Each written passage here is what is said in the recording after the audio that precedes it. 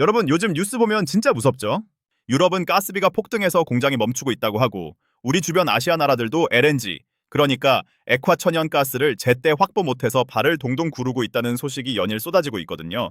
근데 이상하지 않으세요? 유독 대한민국만 이 난리통 속에서 묘하게 조용해요. 저도 처음엔 그냥 운이 좋은 건가 싶었어요. 근데 파고들면 파고들수록 이건 운이 아니라 오랫동안 쌓아온 구조적인 이유가 있더라고요. 오늘 제가 IEA 보고서, 골드만삭스랑 JP모건 리포트, 그리고 한국가스공사 재무제표까지 하나하나 뜯어봤어요. 경제 용어가 낯선 분들도 오늘 영상 끝까지 보시면 아, 이래서 한국이 버티는 거구나 하고 무릎을 탁 치실 거예요.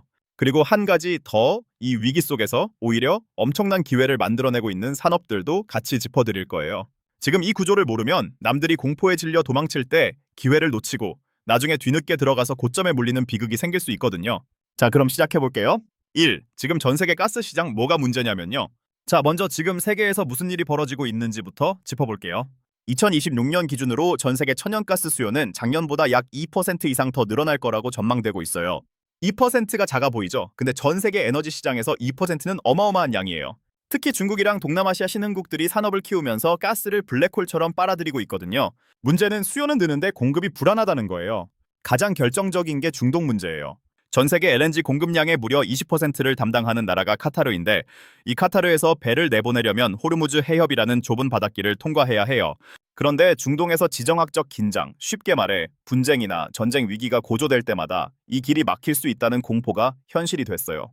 실제로 분쟁이 격화됐을 때 LNG 가격 지표인 JKM 선물 가격이 단숨에 2배 넘게 뛰었어요. 원래 10달러 수준이던 게 22달러까지 폭등한 거예요. 이게 무슨 말이냐면 공급이 조금만 흔들려도 가격이 순식간에 2배, 3배 뛸 수 있는 불안정한 구조라는 거예요. 그런데 한국은 왜 이 난리 속에서 조용하냐고요? 바로 지금부터 설명해드릴 두 가지 방패 때문이에요. 2. 첫 번째 방패, 김장처럼 미리 담아둔 장기 계약. 가스를 사오는 방법이 두 가지가 있어요. 하나는 그날그날 시세대로 사는 방법이에요. 이거를 현물 거래라고 해요. 마트에서 그날 배추 가격 보고 사는 것처럼 그날 가스 가격이 얼마냐에 따라 사오는 거예요. 다른 하나는 10년, 20년씩 미리 가격을 약속해두는 장기 계약이에요.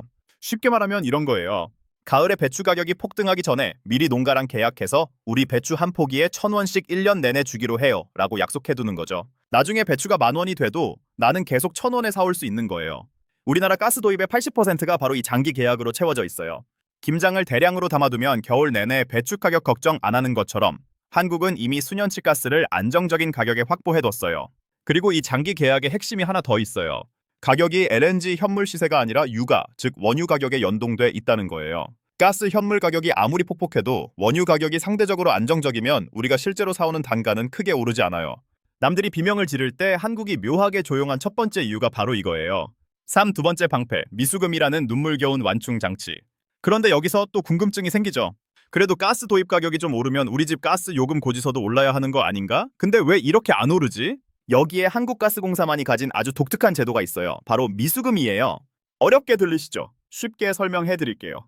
가스공사가 해외에서 가스를 100원에 사왔어요. 근데 정부가 국민들 가게에 부담 주면 안 된다고 해서 소비자한테는 70원에 팔아요. 30원 손해잖아요.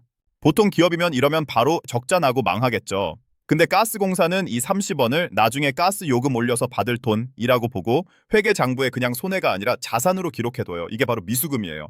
우리 국민 입장에서는 고마운 제도예요. 에너지 요금 충격을 가스공사가 대신 맞아주는 거니까요. 근데 가스공사 입장에서는 엄청난 부담이죠. 2024년 말 기준으로 가스공사의 부채 비율이 433%까지 올라갔거든요.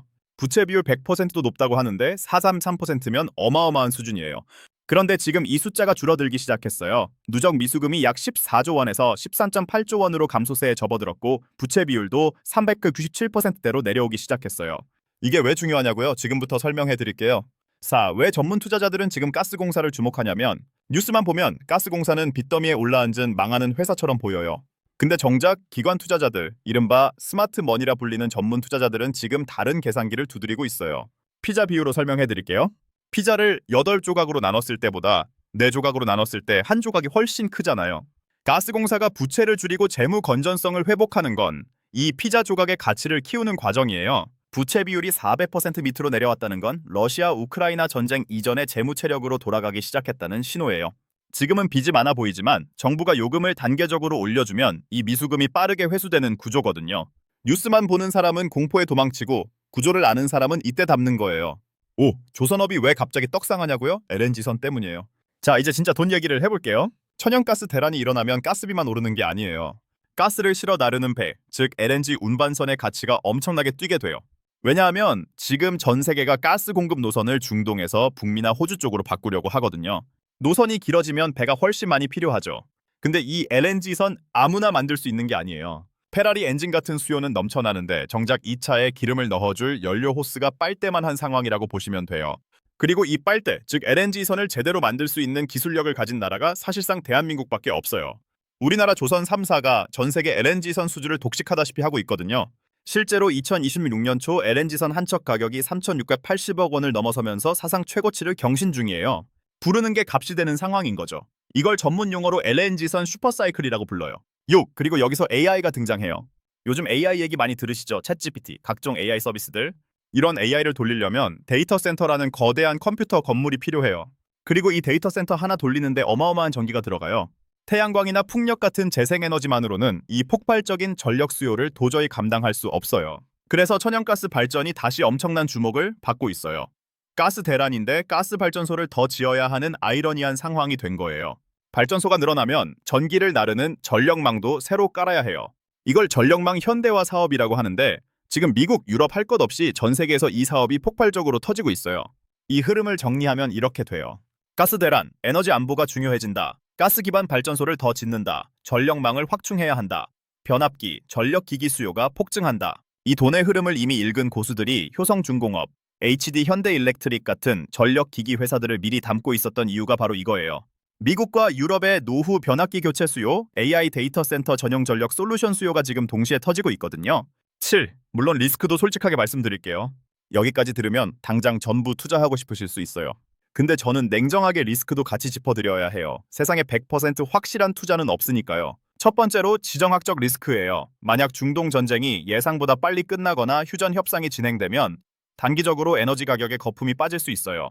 그러면 조선주 같은 수혜주들이 단기 조정을 받을 가능성이 있어요. 두 번째는 환율이에요. 가스는 달러로 사와요. 그런데 환율이 1,500원을 넘어서면 같은 양의 가스를 사오더라도 원화로 환산한 비용이 눈덩이처럼 불어나요. 그러면 가스공사의 재무 개선 속도에 브레이크가 걸릴 수 있어요. 세 번째는 정책 변수예요. 가스공사의 미수금이 줄어들려면 정부가 가스 요금을 올려줘야 해요. 근데 여러 가지 사정으로 요금 인상이 지연될 경우 기대했던 재무 개선 속도가 늦어질 수 있어요. 그래서 저는 이렇게 시나리오별로 대응하는 걸 추천드려요. 환율이 1,450원 밑으로 내려가고 외국인 투자자들이 싸들이기 시작한다면 그건 가스공사나 전력주를 눈여겨볼 신호예요. 반대로 중동 휴전 소식이 들리고 유가가 급락한다면 단기적으로 조선주 차익 실현을 고려해볼 수 있어요. 감을 잡히시나요? 이렇게 구조를 알고 있으면 뉴스에 흔들리는 게 아니라 내가 주도적으로 판단할 수 있게 돼요. 자, 오늘 정말 많은 내용을 함께 살펴봤는데요. 마지막으로 핵심만 깔끔하게 정리해드릴게요. 오늘 우리가 확인한 건 딱 세 가지예요. 첫 번째, 한국은 전체 가스 도입량의 80%를 장기 계약으로 확보해뒀어요. 배추 가격이 폭등해도 김장을 미리 담아둔 집은 걱정 없는 것처럼 한국은 현물 가격이 아무리 날뛰어도 구조적으로 버틸 수 있는 체력이 있어요.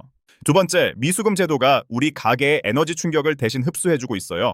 지금 이 미수금이 줄어들기 시작했다는 건 가스공사가 서서히 체력을 회복하고 있다는 신호예요. 뉴스만 보면 망할 것 같지만 구조를 아는 사람들은 이 시점을 기회로 읽고 있어요.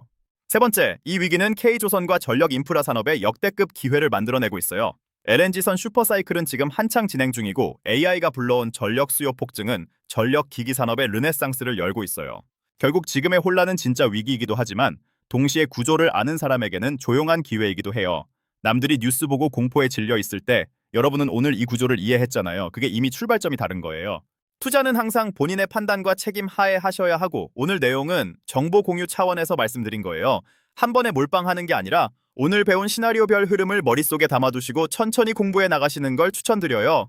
오늘 영상이 도움이 되셨다면 좋아요 한 번씩 눌러주시고 구독과 알림 설정도 꼭 해두세요. 앞으로도 어려운 경제 뉴스를 쉽고 구체적으로 풀어드릴게요. 궁금한 종목이나 경제 이슈가 있으시면 댓글로 남겨주시면 제가 직접 자료 뒤지고 팩트체크해서 다음 영상 주제로 가져올게요. 우리 모두 흔들리지 말고 공부하면서 같이 성장해봐요. 다음 영상에서 또 만나요.